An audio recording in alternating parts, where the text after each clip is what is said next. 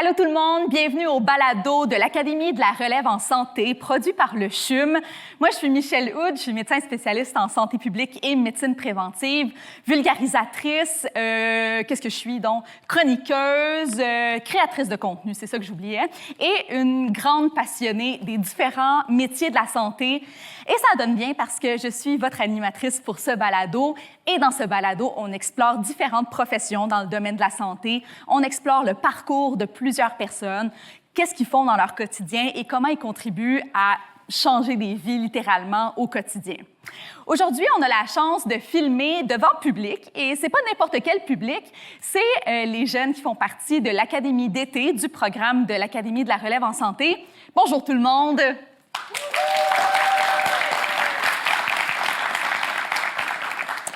Dans quelques instants, vous allez me permettre encore de lire ma fiche. On va plonger dans le monde d'une technologue en imagerie médicale spécialisée en médecine nucléaire. Qu'est-ce que c'est ça? C'est exactement ça qu'on va découvrir ensemble. On va comprendre c'est quoi la médecine nucléaire, c'est quoi le rôle de technologue, qu'est-ce qui l'a poussée vers ce métier-là. Alors, j'ai bien hâte d'en apprendre plus. Elle s'appelle Neda Khaledi et son petit fun fact, c'est qu'elle aime dire qu'elle fait briller les gens de l'intérieur, littéralement. Parce que, tu sais, médecine nucléaire, il faut briller de l'intérieur. Bref, je trouve que c'est très bien dit. Alors, merci de l'applaudir.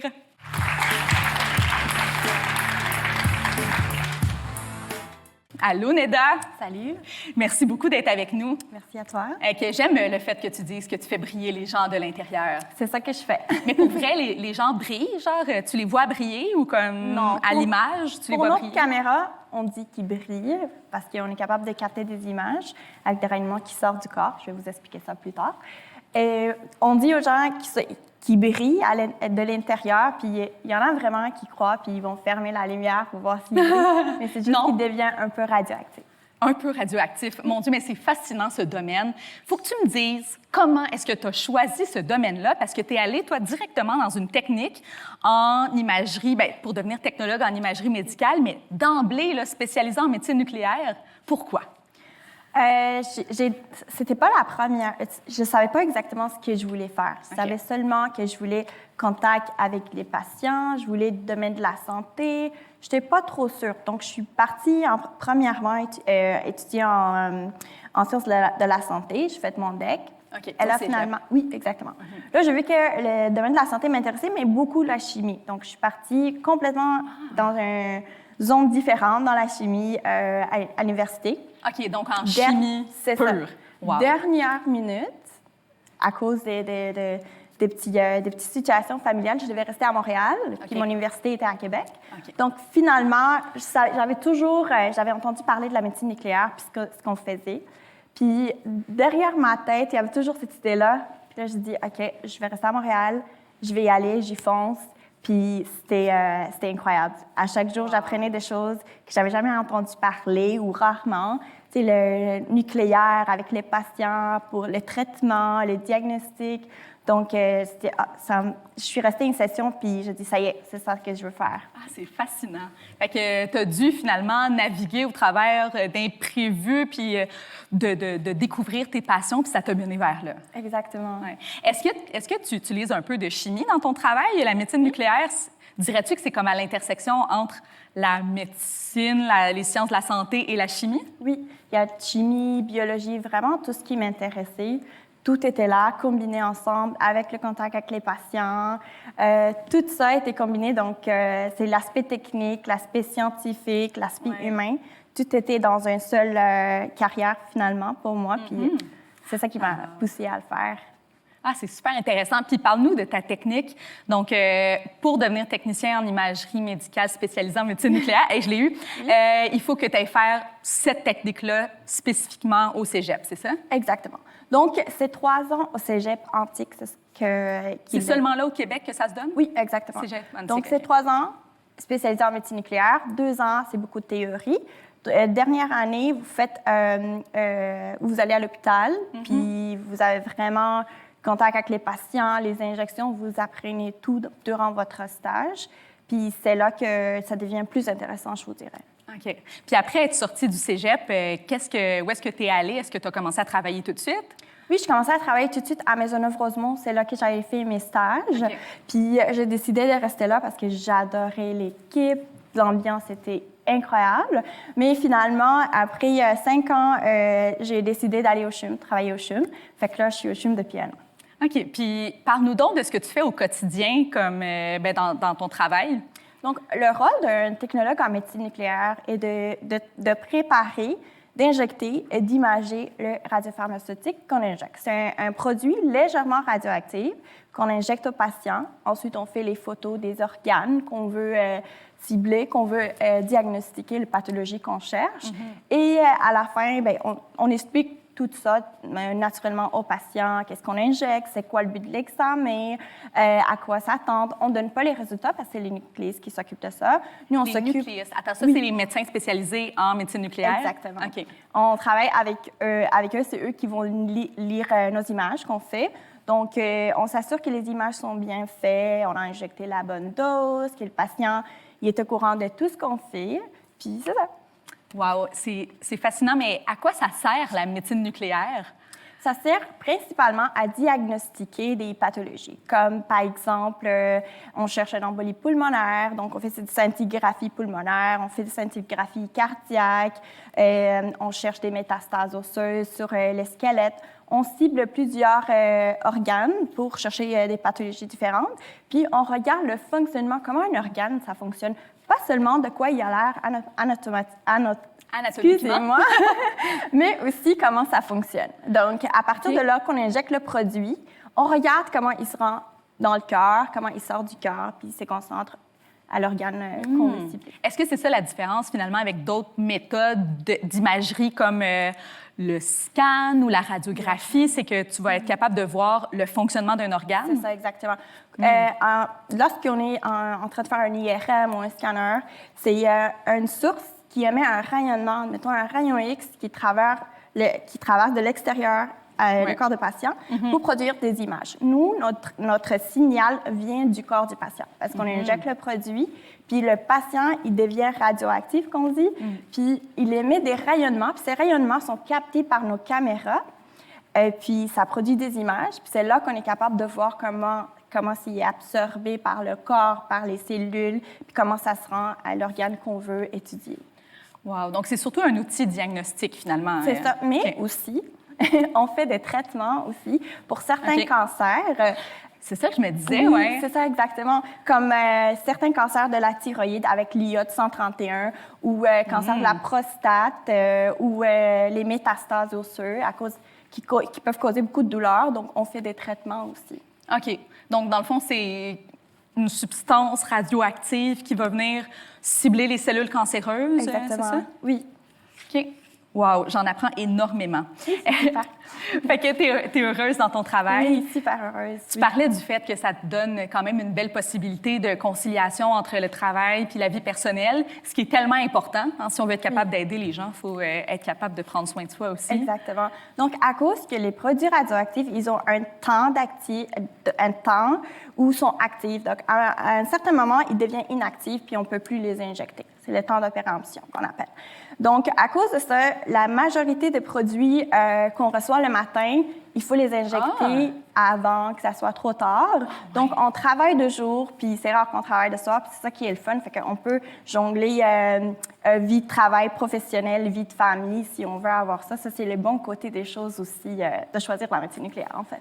OK, je comprends. Puis là, tu travailles avec des nucléistes, là, les médecins spécialistes en médecine nucléaire. Est-ce que tu travailles en collaboration avec d'autres professionnels dans ta carrière? Oui, bien sûr. On travaille avec des infirmières, des chercheurs, des physiciens aussi, lorsqu'on a des problèmes de caméra aussi. Et, entre autres, on travaille avec des cardiologues aussi. Donc, il y a un examen qui s'appelle le MIBI à l'effort. Donc, nous, on fait la partie médecine nucléaire avec le cardiologue qui fait sa partie de cardiologie. Donc, lorsque le patient il est sur le tapis roulant, le cardiologue il fait la partie de cardiologie pour voir comment le cœur il fonctionne. Nous, on fait l'injection du produit, on amène le patient pour imager le cœur pour voir si les artères, exactement, si le cœur, les artères sont bloquées, s'il y a un blocage ou pas. Mais vous avez un immense impact, dans le fond, dans la trajectoire de soins d'un patient, finalement. Le patient vous voit peut-être pas longtemps pour la majorité, mais vous êtes essentiel. Oui. Oui. Eh bien, super. Puis dis-moi, d'après toi, c'est quoi les compétences principales qui sont importantes pour un technologue en médecine nucléaire? Moi, je dirais, c'est avoir la communication une bonne compétence de communication avec le patient pour pouvoir bien expliquer ce qu'on fait, pour pouvoir le calmer, parce qu'il y a beaucoup de patients qui sont très anxieux. Ouais. Donc, la communication est très importante. Puis aussi, avec d'autres collègues ou les nucléistes, c'est important de communiquer ce qu'on fait, parce que les patients, des fois, tu le vois une fois, puis après, tu l'envoies à une autre journée, il voit une autre technologue. Donc, c'est bien important de communiquer qu'est-ce que ce patient-là a besoin. Comme si je peux avoir un patient, puis quand il va, ma collègue, je dis « Ah, tel patient, il a de la misère à marcher, peut-être l'aider pour telle chose, ou elle ne parle pas cette langue, peut-être chercher quelqu'un pour traduire. » Ou je dirais aussi, une autre compétence, c'est d'être minutieux, parce qu'on travaille avec des produits radioactifs, donc il faut être très précis avec la dose qu'on donne aux patients, que ça soit sécuritaire pour le patient, que les images soient bien centrées à l'organe qu'on veut étudier. OK. Et puis, est-ce que ça demande une grande technicalité d'être capable de manipuler? Est-ce que tu dois manipuler des grosses machines ou... Oui, mais c'est très facile à manipuler. Okay. Puis c'est ça que tu apprends pendant ton stage, puis pendant tes études aussi, tu as des laboratoires. Ça a l'air compliqué quand tu le vois, mais c'est très facile à manipuler. Okay. Peut-être pour toi, mais je suis sûre que pas pour tout le monde.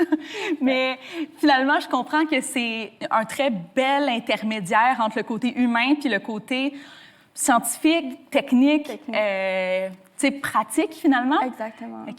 J'en ai énormément appris. Merci pour ton partage, Neda. Et aujourd'hui, comme tu sais, on filme devant public. On aurait le temps pour 2 questions du public. Est-ce que quelqu'un souhaiterait poser une question à Neda? Oui, Justy, tu peux te présenter puis poser ta question. Bonjour, je m'appelle Jessica et je voulais savoir, est-ce que vous avez déjà vécu une situation un peu plus difficile avec un patient? Très bonne question. Oui. Donc, salut. À cause qu'on travaille avec des caméras, des fois, pour étudier un organe, on doit mettre la caméra très proche du patient. Donc, on a souvent des patients qui sont claustrophobes. Ah oui. Donc, là, c'est important d'écouter le patient, ce qu'il a besoin. Qu'est-ce que je peux faire? Est-ce que si j'allume les lumières, c'est mieux pour vous? Est-ce que si je vous tiens la main? Est-ce que si je mets ma main sur votre épaule? Donc, des fois, cette approche-là, c'est important de bien comprendre la peur du patient.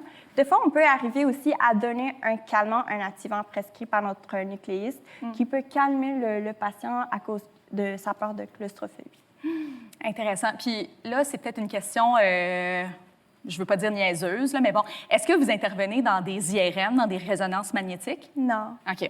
Parce que je sais qu'il y a beaucoup de personnes qui sont claustrophobes, qui ont un peu de difficulté dans les résonances magnétiques parce que c'est très petit. Mais les patients, ils viennent puis ils sont comme « Ah, est-ce que je rentre dedans? Est-ce que c'est comme il fait beaucoup de bruit, c'est comme l'IRM. » Je dis non, c'est rien comparé à l'IRM. Là, il se calme un petit peu. Et c'est quand même, on va se dire, super mélangeant, là. IRM, le scan, la radiographie, puis là, la médecine nucléaire. Oui. Mais là, on comprend un peu mieux. Merci pour ta question. Est-ce qu'il y en aurait une autre? Oui.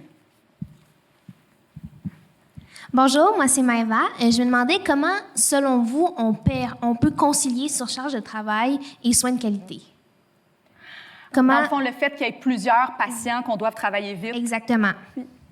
Comment donner des soins de qualité quand on doit travailler vite puis qu'il y a beaucoup de personnes? J'adore, question très, très pertinente. Oui, ça, c'est très pertinent comme question. Donc, l'important, c'est de regarder... Quand on arrive le matin, on regarde notre horaire, on sait combien de patients on voit. Puis quand tu sais exactement quoi expliquer, avec le temps, tu apprends à bien manipuler ton horaire. Au début, je peux te dire que j'avais de la misère à rentrer dans mon temps.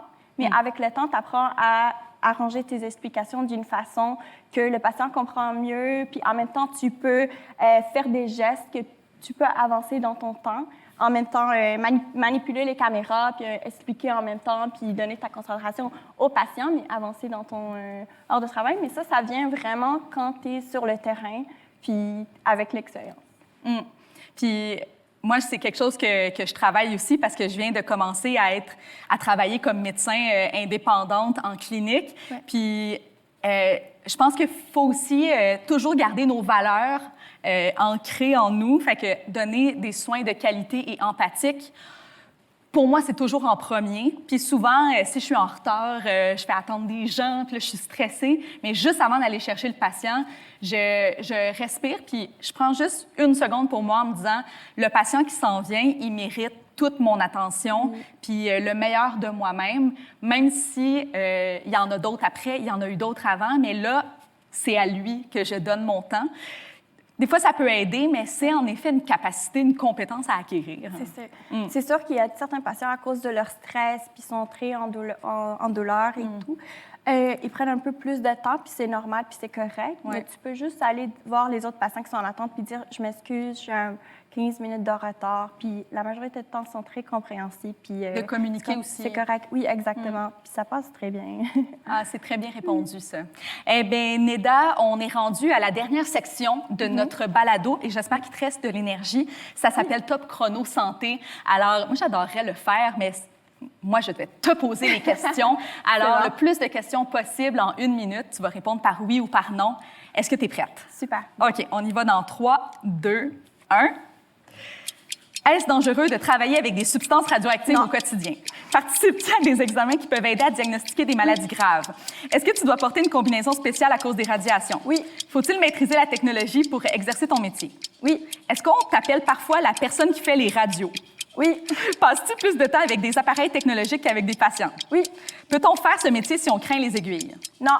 Ton travail en médecine nucléaire implique-t-il des notions en physique, chimie, biologie? Oui. Est-ce que ça arrive que les gens s'endorment pendant l'examen? Oui. As-tu un appareil préféré?